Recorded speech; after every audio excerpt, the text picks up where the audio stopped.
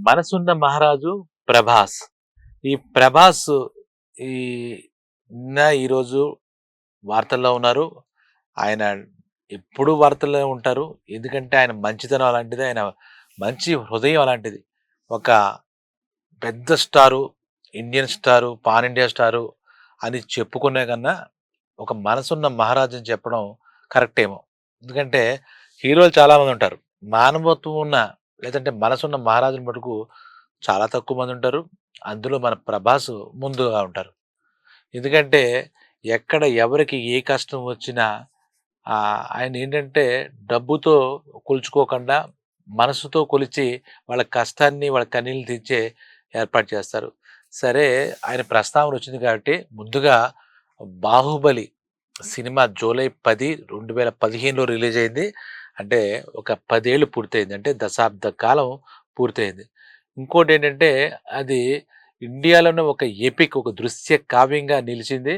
ఇక అది అది నభూతో నభవిష్యత్. అంతకుముందు అంత గ్రాండీర్‌గా అంత అలాంటి సినిమా అంటే జానపద కథలు చాలా వచ్చాయి. 'ఎన్టీ రామారావు' గారు ఆ టైంలో చేసినవి చాలా ఉన్నాయి. అలాగే 'ప్రభాస్' గారు పెద్దనాన్న గారు ఆయన కూడా జానపదాలు చాలా చేశారు. చేయలేదని కాదు.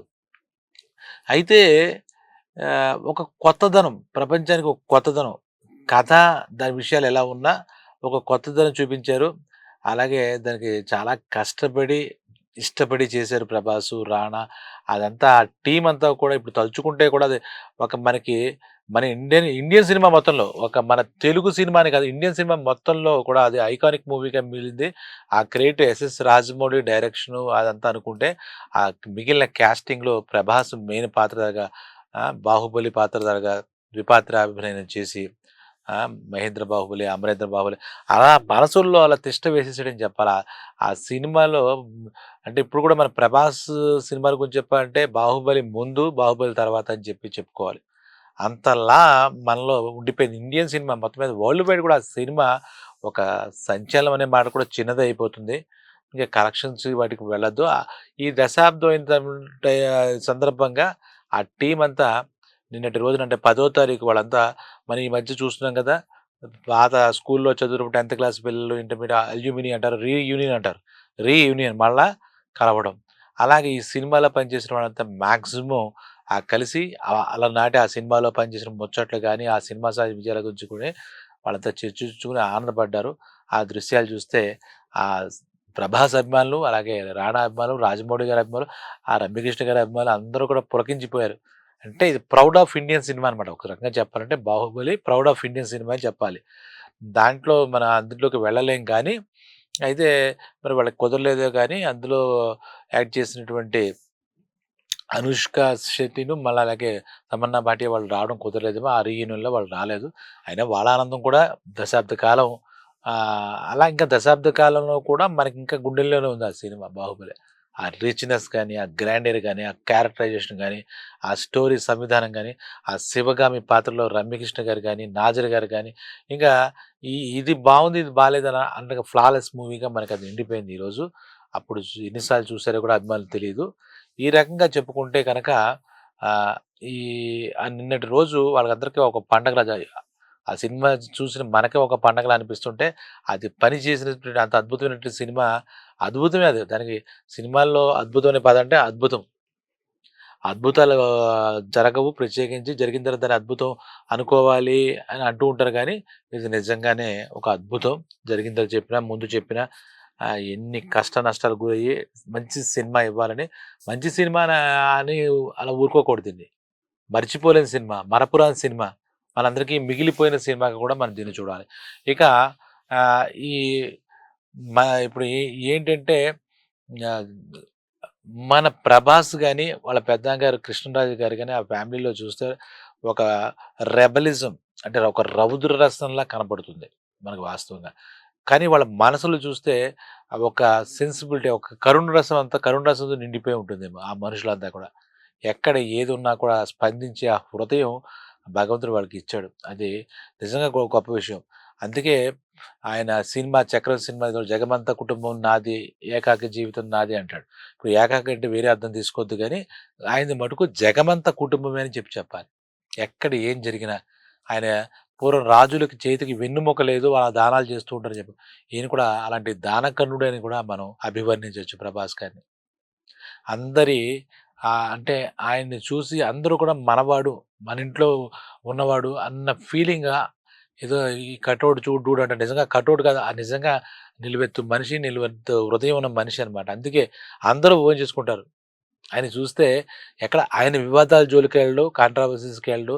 ఎక్కడున్నా కూడా అభిమానులు కూడా నాకు తెలిసి మరే హీరోని కూడా ఇంతలాగా అభిమానించలేదు. అభిమానం అంటే ఒక కామెంట్ కూడా నెగెటివ్ కామెంట్ ఆయన సినిమా ఇండస్ట్రీలోకి వచ్చినప్పటి నుంచి ఈ రోజు దాకా మనం వింటే ప్రతి హీరోకి ఏదో ఉంటాయి. దాని మీద వాళ్ళని ఏదో రకమైనటువంటి ఆ పక్క ఫ్యాన్సోళ్ళైనా ఏదో ఒక విమర్శిస్తారు. అటువంటి తన ఫ్యాన్స్ కాదు, పక్క వాళ్ళ ఫ్యాన్స్ లేదు, వేరే హీరో వాళ్ళ ఫ్యాన్స్ లేదు.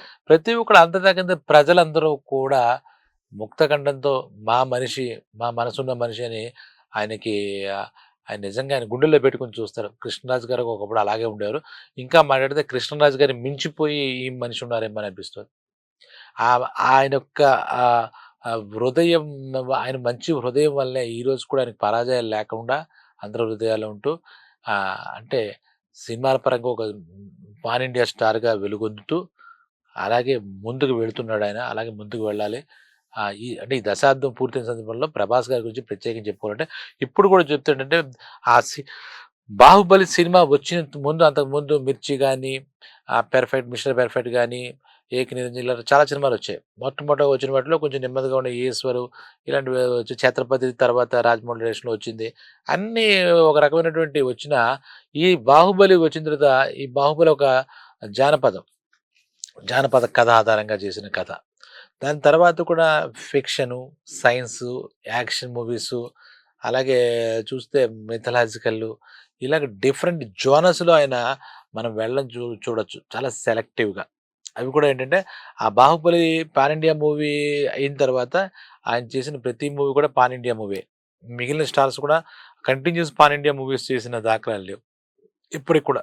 ఏదైనా ఒక సినిమా పాన్ ఇండియా వస్తుంది గానీ, 'ప్రభాస్' సినిమా అంటే అటు బాలీవుడ్ లేదు, టాలీవుడ్ లేదు, కోలీవుడ్ లేదు, అదొక పాన్ ఇండియా మూవీ. అది కూడా ఇన్ని వందల కోట్లు లేదు. ఒక ఆయన మనసులాగే ఆ సినిమాకి బడ్జెట్ 200,00,00,000 పెట్టారనుకుంటే 4 రెట్లు అంటే 1000,00,00,000 కలెక్షన్ మినిమం. అంటే క్లబ్బులని ఇవి మాట్లాడితే ప్రతి సినిమా సుమారుగా 1000,00,00,000 క్లబ్‌లాగే అయ్యుంటుంది. అది గొప్ప విషయం.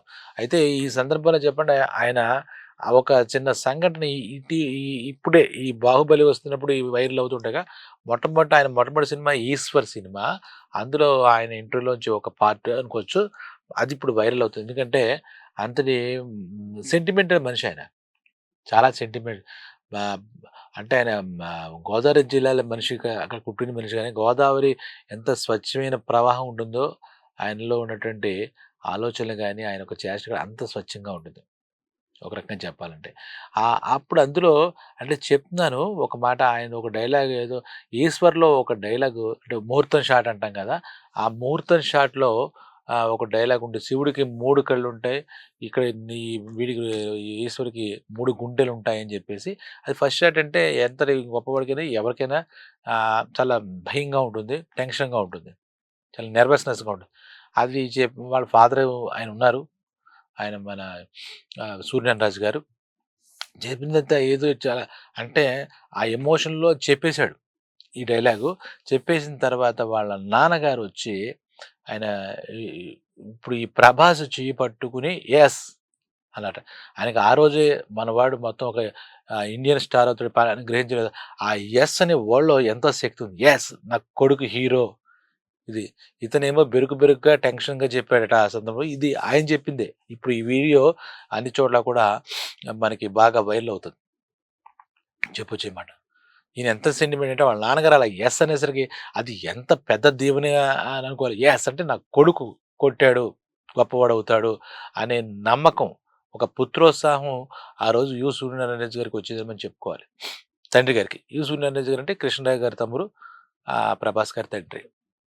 అది చాలా గొప్ప విషయం చెప్పేసి ఆయన అప్పుడు తన తండ్రి ఇలా చేసిన తర్వాత అది తలుచుకుని కన్నీళ్ళొచ్చాయి. ఆయన కళ్ళల్లో కన్నీళ్ళు.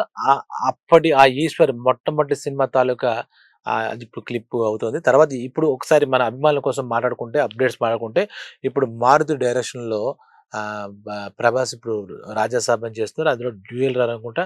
అది horror comedy genre. Horror comedy genre చెప్తున్నారు. తర్వాత 'సీతారామం' సినిమాతో చాలా సెన్సిబుల్ డైరెక్టర్, చాలా అందమైన అద్భుతమైన దృశ్యకావ్యం చేసిన 'అను రాఘవపూడి' డైరెక్షన్‌లో 'ఫౌజీ' అనే ఒక సినిమా కూడా ఇప్పుడు సెట్స్ మీద ఉంది. 'ప్రభాస్' చేతిలో చాలా క్రేజీ ప్రాజెక్ట్స్ ఉన్నాయి. చాలా ప్రెస్టీజియస్ ప్రాజెక్ట్స్ చేతిలో ఉన్నప్పటికీ ఆ 'అను'ది 'ఫౌజీ' సినిమా. 'ఫౌజీ' అంటే మనకు మీనింగ్ తెలుసు కదా! మిలిటరీ ఆఫీసరో ఏదో అయ్యుంటుంది ఆ కథ. అదేదో దేశభక్తి బ్యాక్‌గ్రౌండ్ ఏదైనా అవ్వచ్చు. ఎందుకంటే ఒక రకంగా 'సీతారామం' సినిమాలో కూడా ఆ హీరో ఉంటాడు. అతను మిలిటరీ ఆర్మీ ఆఫీసర్ ఏదో కనపడుతూ ఉంటది. కాబట్టి ఇందులో కూడా 'ప్రభాస్‌కి' ఒక మంచి ఆ దేశభక్తి, అంటే ఇప్పుడు ఇండియా వైస్ చూస్తున్నారు కాబట్టి అలాంటి క్యారెక్టర్ అయి ఉండొచ్చని కూడా మనం అనుకోవచ్చు. దాని తర్వాత తీసుకుంటే మనకి ఇంతకు ముందు తీసుకుంటే 'కల్కి', 'సలార్' 2 సినిమాలొచ్చాయి. దానికి సీక్వెల్స్ ఉన్నాయని చెప్పారు. 'కల్కి 1' ఎళ్ళింది. అలాగే 'సలార్ 1' కూడా ఇప్పుడు 'కల్కి 2', ఈ 'సలార్ 2' కూడా ఆయన డేట్స్ చేయాలి. అంటే ఫుల్ ఫ్లెడ్జ్‌గా సంవత్సరానికి 3, 4 సినిమాలు చేస్తున్నారని చెప్పుకోవాలి. ఇంకోటేంటంటే ఆ అభిమానులకి గాని అందరికి గుడ్ న్యూస్ ఏంటంటే, మన ఈ 'మారుతి' చేసిన 'రాజా సాబ్' డ్యూయల్ రోల్ అనుకున్నాం కదా! అది డిసెంబర్ 5వ తారీఖే రిలీజ్ చేయడానికి అన్ని రకాలుగా ప్లాన్ చేస్తున్నట్టుగా మనకు అర్థమవుతుంది. ఈ రకంగా చూస్తే చాలా సినిమాలకి కథలు విని ఫైనలైజ్ చేసుకొని కూడా పెద్ద పెద్ద ప్రెస్టీజియస్ ప్రాజెక్ట్స్ ఆయన రెడీ చేసుకున్నట్టుగా మనకి అర్థమవుతుంది.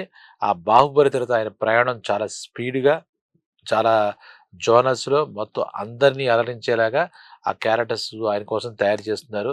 ఈరోజు ఆయనకి ఎవరితోనూ కాంపిటీషన్ లేదు. ఎవరి గురించి ఏడ్చే మనిషి కాదు. అందరూ బాగుండాలని కోరుకునే మనిషి కాబట్టే 'ప్రభాస్‌కి' అన్నీ మంచి జరుగుతున్నాయి. దానివల్ల 'ప్రభాస్' సినిమాలే కాదు, ఒక వ్యక్తిగా కూడా అద్భుతమైన వ్యక్తిత్వంతో, ఏంటి మంచి హృదయం ఉన్నటువంటి వ్యక్తిగా నలుగురికి సాయం చేస్తూ, నలుగురికి తను తోచిన సాయం చేస్తూ అలా ముందుకు వెళ్తున్నాడు. ఎక్కడ కూడా వివాదాలు లేకుండా కేవలం 'ప్రభాస్' మంచి నటుడే కాదు, మంచి స్టారే కాదు, ఒక మనసున్న మహారాజని మరోసారి చెప్తూ 'ప్రభాస్‌కి' అన్ని రకాల బావుండాలని ఆల్ ద బెస్ట్ చెప్తూ సెలవు.